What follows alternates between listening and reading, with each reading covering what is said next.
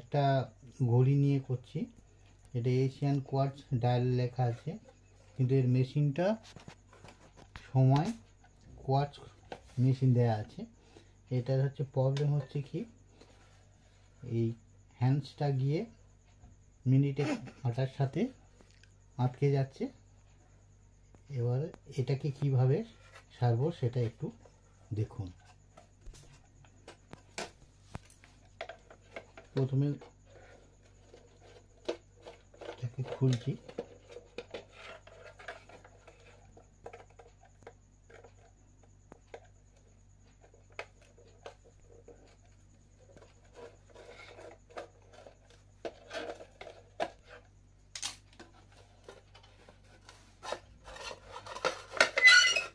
গ্লাসটাকে সরিয়ে দিলাম।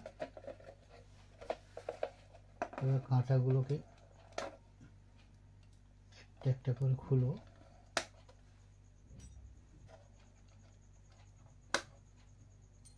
তিনটে কাঁটা খুললাম।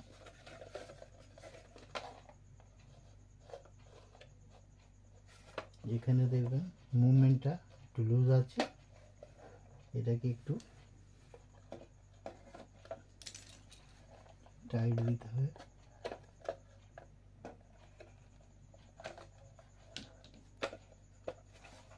এবার অনেকটা সেটিং হয়ে গেছে। এবার এই কাঁটাটাকে আমি সেট করব।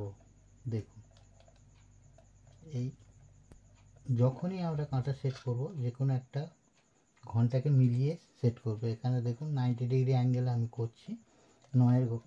নয়ের সাথে এটা আওয়ার কাঁটাটা লাগিয়ে দিলাম। এবার মিনিটের কাঁটাটা আমি দেখুন 12টার সোজায় 90 ডিগ্রি অ্যাঙ্গেলে এটা সেট করে নেব।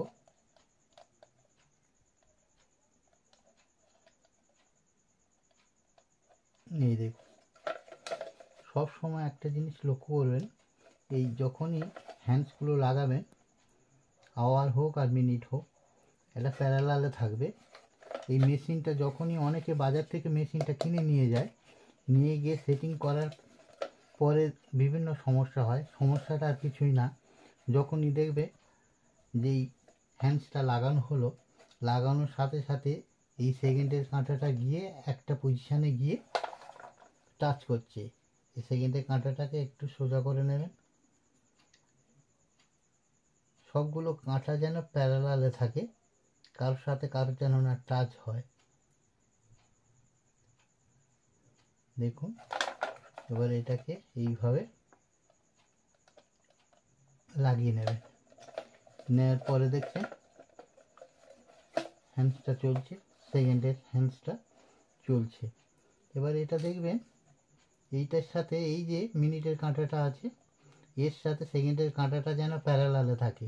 কারণ এটা যদি একটু ডাউন থাকে, তখন দেখবেন এই মিনিটের কাঁটার মাথায় এসে এখানে আটকে যাবে দুটো কাঁটা, আর চলবে না। এইটা সব সময় একটু লক্ষ্য রাখবেন। পিছনের এটা কাঁটার এই যে অংশটা, এটাও অনেক সময় গিয়ে মিনিটের কাঁটার সাথে টাচ করে, এটা একটু লক্ষ্য রাখবেন। কাঁটাটা এমনভাবে সেট করবেন যেন আবার বেশি উপরে উঠে না যায়। উপরে উঠে গেলে কি হবে, এই যে কাঁচটা আছে, এই কাঁচটা সেটিং করার সময় কাঁচের গায়ে টাচ করবে। এই দেখুন, কাঁটাটা মেশিনটা জাম থাকার জন্য এটা কাঁটাটা থেমে থেমে যাচ্ছে। সেই জন্যে সেকেন্ডের কাঁটাটাকে এইভাবে ধরে বেশ কিছুটা মুভমেন্ট করে নেবেন, যাতে ইজি হয়। হুইলের দাঁতে যদি কোনো রকম ময়লা থাকে, এটা ইজি হয়ে যাবে, এটা লক্ষ্য রাখবেন। দেখুন, এবার ইজি হয়ে যাবে। দেখুন, এইভাবে যদি একান্ত না হয়, তখন মেশিনটা খুলতে হবে।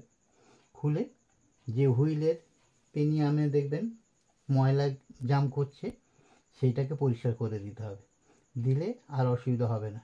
না হলে কি হবে, ওই ময়লাটা যখন পেনিয়ানে গিয়ে আটকাবে, তখন একটা নির্দিষ্ট পজিশানে গিয়ে ওই সেকেন্ডে কাঁটাটা আটকে যাবে। কারণ সেকেন্ডের যে হুইলটা আছে, ওর পেনিয়ানের যে পজিশানে যে ময়লাটা আছে, ময়লাটা যতক্ষণ না ক্লিয়ার করে দেওয়া যায়, ততক্ষণ ওটা আটকে যাবে এবং একটা পজিশানে গিয়ে ওটা বারবার বন্ধ হবে। এবার দেখুন কাঁটাটা সেট করেছি আমি।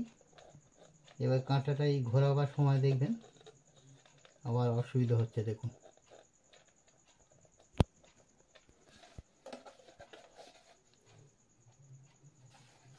এদিকে ব্যাটারিটা একটু চেপে দিতে হবে, ঠিকমতো বসেনি। এইভাবে পুরো ঘড়িটা না খুলে দুটো স্ক্রু খুলে দিয়ে এটা সেট করা যায়। পুরো সেটিংটা খুললাম না, দেখি এতে কি মুভমেন্ট হয়।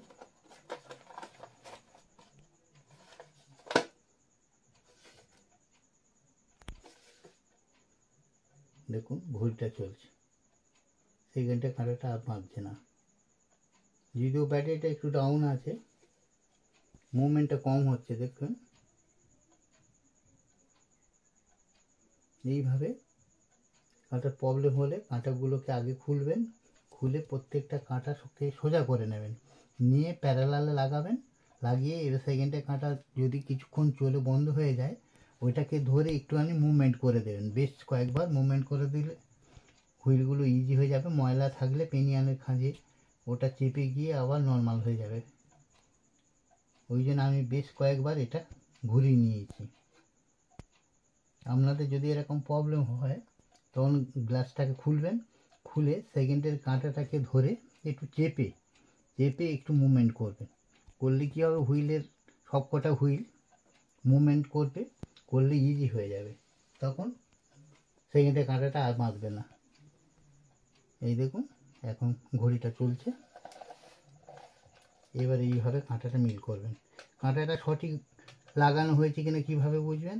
এইগুলো মুভমেন্ট, যখন কাঁটাটা মুভমেন্ট করবেন তখন দেখবেন কাঁটায় কাঁটা বাঁধছে না। এই দেখুন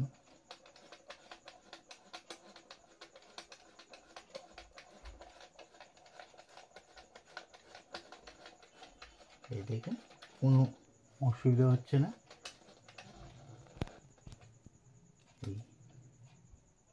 এইভাবে আমি ঘড়িটাকে কাঁটাটাকে অ্যাডজাস্ট করে দিয়ে ঘড়িটাকে সেট করলাম। আপনাদের যদি অসুবিধা হয় এইভাবে সেট করবেন।